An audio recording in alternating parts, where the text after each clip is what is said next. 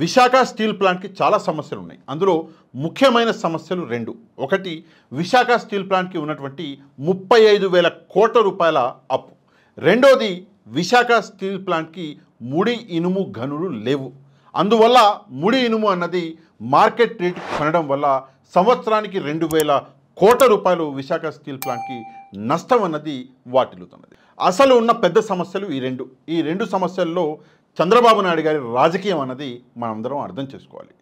Central గవర్నమెంట్లో చక్రం తిప్పేటటువంటి చంద్రబాబు నాయుడు గారు ప్రస్తుతం విశాఖ స్టీల్ ప్లాంట్ దగ్గర ఏదైతే ధర్నాలు చేస్తున్నారో వాళ్ళందరినీ శాంతింపజేయడానికి, విశాఖ స్టీల్ ప్లాంటు ఏదైతే ఇష్యూ ఉందో దాన్ని సైడ్ ట్రాక్ చేయడానికి నేను 11,000 కోట్ల రూపాయలు తీసుకొచ్చినా అని చెప్పేసి ఈరోజు 11,000 కోట్లు అని చెప్పేసి 2 రోజుల నుంచి టీడీపీ పార్టీ ఊదరగొట్టేస్తుంది. కానీ నా ప్రశ్న ఏంటి అంటే, ఆ 11,000 కోట్ల రూపాయలు దేనికి పనికొస్తాయి? కేవలం 2-3 నెలల జీతాలకు కూడా ఆ 11,000 కోట్ల రూపాయలు పనికిరావు. అట్లాంటప్పుడు ఆ 11,000 రూపాయలు తెచ్చినామని చెప్పేసి ఈరోజు విశాఖ స్టీల్ ప్లాంట్ ఏదైతే ఉద్యమం ఉందో ఆ ఉద్యమాన్ని నీరుగార్చే ప్రయత్నం చేస్తున్నాడు చంద్రబాబు నాయుడు గారు. ఉన్న అప్పులు 35,000 కోట్ల రూపాయలు అయితే కేవలం 11,000 కోట్ల రూపాయలు అని చెప్పేసి ఈరోజు మనందరినీ మభ్యపెట్టే ప్రయత్నం మళ్ళీ చేస్తున్నాడు. గనులు కేటాయించండి అని చెప్పేసి ఈరోజు చంద్రబాబు నాయుడు గారు చెప్పవచ్చు. ఎందుకంటే ప్రస్తుతం సెంట్రల్ గవర్నమెంట్లో ఆయన చక్రం తిప్పుతున్నాడు. కానీ చంద్రబాబు నాయుడు గారు చెప్తున్నాడా అంటే చెప్పట్లేదు. ఎందుకంటే దీన్నే రాజకీయం అంటారు. ఈ రాజకీయాలు ఎంత దరిద్రంగా మారినాయంటే ప్రైవేటు సంస్థలకి మాత్రం గనులను కేటాయించేటట్టు చేస్తున్నాడు చంద్రబాబు నాయుడు గారు. కానీ విశాఖ స్టీల్కి మాత్రం గనులను కేటాయించడంలో ఎట్లాంటి ఇంట్రెస్ట్ చంద్రబాబు నాయుడు గారికి లేదు. సొంత గనులు కలిగి ఉన్నటువంటి స్టీల్ అథారిటీ ఆఫ్ ఇండియా మరియు టాటా స్టీల్ లాంటి సంస్థలు ఈరోజు లాభాలలో ఉంటే వైజాగ్ స్టీల్ మాత్రం ఈరోజు నష్టాలలో ఉన్నది. దానికి ముఖ్యమైన కారణం ఏంటంటే సొంత గనులు లేకపోవడము, బయటి నుంచి ముడి ఇనుము కొనడము, అందువల్ల 2,000 కోట్ల రూపాయలు సంవత్సరానికి నష్టపోవడము.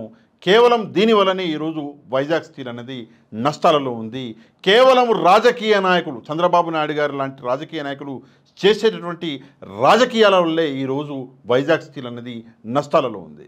2018లో అంటే చంద్రబాబు నాయుడు గారు బీజేపీ సంకెక్కినప్పుడు, సంఖలో కూర్చొని ఉన్నప్పుడు మనందరికీ తెలుసు ఛత్తీస్గఢ్లోని బైలాడీలా గనుల యొక్క తవ్వకాల హక్కులు అదానీ గారికి అందని. ఆ హక్కులు యాక్చువల్గా మనం చూసుకుంటే వైజాగ్ స్టీల్కి అందాలి. కానీ అప్పుడు చంద్రబాబు నాయుడు గారు ఏమీ అనలేదు, సెంట్రల్ గవర్నమెంట్ని ప్రశ్నించలేదు. మాకు ఇవ్వండి అయ్యా, ఈ గనులు ఇవ్వడం వల్ల వైజాగ్ స్టీలు మళ్ళీ పాత రోజులు వస్తాయి, వైజాగ్ స్టీల్కి మేమందరము లాభాల్లోకి వెళ్తాం వైజాగ్ స్టీల్ వాళ్ళం అని చెప్పేసి చంద్రబాబు నాయుడు గారు బీజేపీ ప్రభుత్వాన్ని అడగలేదు. మొన్నటికి మొన్న మనం చూసుకుంటే ప్రైవేటు రంగం ఏదైతే ఉందో మిత్తల్ స్టీల్ వాళ్ళకి మాత్రం గనులు కేటాయింపజేసిండు చంద్రబాబు నాయుడు గారు. ప్రైవేట్ సంస్థ మిత్తల్ స్టీల్కి గనులు కేటాయించే సత్తా ఉంది చంద్రబాబు నాయుడు గారికి. కానీ మన వైజాగ్ స్టీల్కి మాత్రం గనులను కేటాయించండి అని చెప్పేసి నోరు తెరిచి అడగలేకపోతున్నాడు. దీనికంటే నమ్మక ద్రోహం వేరే ఏదైనా ఉంటుందా ఒక్కసారి ప్రజలందరూ ఆలోచించాలి. అదే కాకుండా విశాఖపట్నం స్టీల్ ప్లాంట్ని ప్రైవేటీకరణ చేయాలి అని చెప్పేసి కొన్ని రోజుల నుంచి ఒక పెద్ద కుట్ర అన్నది ఢిల్లీలో జరుగుతున్నది. ఆ కుట్రకి ఆద్యం పోసింది ఎవరు అంటే బీజేపీ. ఆ కుట్రని పెంచి పోషిస్తున్నది ఎవరు అంటే చంద్రబాబు నాయుడు గారు. ఎంత దారుణం అంటే జగన్మోహన్ రెడ్డి గారు వైజాగ్ స్టీల్ని ప్రైవేటీకరణ చేయకూడదు అని చెప్పేసి 5 సంవత్సరాలు ఆ వైజాగ్ స్టీల్ కోసం పోరాడితే ఆయనని ముఖ్యమంత్రి లేకుండా చేశారు. ఈరోజు కేవలం ఈవీఎంలను ఆధారంగా పెట్టుకొని, ఈవీఎంలను నమ్ముకొని జగన్మోహన్ రెడ్డిని సైడ్కు తప్పించేసి వైజాగ్ స్టీల్ని మింగేద్దామని చెప్పేసి ఈరోజు ప్రయత్నాలు జరుగుతున్నాయంటే దీనికంటే సిగ్గుచేటు ఇంకోటి ఉండదు. మనందరికీ తెలుసు 2021 ఫిబ్రవరి 6వ తేదీన ప్రధానమంత్రి గారికి లెటర్ రాసిండు జగన్మోహన్ రెడ్డి గారు. అయ్యా ప్రైవేటీకరణ చేయకండి, మేము దీన్ని వ్యతిరేకిస్తున్నామని. అదీ కాకుండా అసెంబ్లీలో 2021 మే నెలలో తీర్మానం కూడా చేసిండు జగన్మోహన్ రెడ్డి గారు. వైజాగ్ స్టీల్ని ప్రైవేటీకరణ చేయొద్దు అని చెప్పేసి డైరెక్ట్గా అసెంబ్లీలోనే తీర్మానం చేసిండు. మీ అందరికీ తెలుసు ఈ విషయాన్ని బయట పెట్టింది కూడా ఎవరు అంటే నిన్ననే కుమారస్వామి గారు, సెంట్రల్ మినిస్టర్ కుమారస్వామి గారు, ఆయనే బయటపెట్టిండు. జగన్మోహన్ రెడ్డి గారు అసెంబ్లీలో తీర్మానం చేయడం వల్ల మేము ఆగిపోయినాం, లేకపోతే చేసుండే వాళ్ళం ప్రైవేటీకరణ అని చెప్పేసి చెప్పిండు. నిజంగా ఈరోజు వైజాగ్ స్టీల్ని కాపాడింది ఎవరు? కాపాడిన మొగోడు ఎవడు అంటే జగన్మోహన్ రెడ్డి. ఇక్కడ చూసుకుంటే మనందరికీ తెలుసు ఆంధ్ర యూనివర్సిటీ మైదానంలో 2022లో నవంబర్ 12న ప్రధానమంత్రి గారు వచ్చిన సభలో కూడా జగన్మోహన్ రెడ్డి గారు ఈ వైజాగ్ స్టీల్ గురించి మాట్లాడడం జరిగింది. ఈరోజు 11,000 కోట్ల రూపాయలు తెచ్చినామని చెప్పేసి డ్యాన్సులు వేస్తున్నారు. కానీ మీరు ఆ 11,000 కోట్ల రూపాయలు తెచ్చి వైజాగ్ స్టీల్ని కాపాడారంటే కాపాడలే, నిజంగా ఆ ఉద్యమాన్ని నీరుగార్చేశారు. ఒకవేళ న్యాయం జరిగితే అంతా న్యాయం జరగవలసి ఉండే.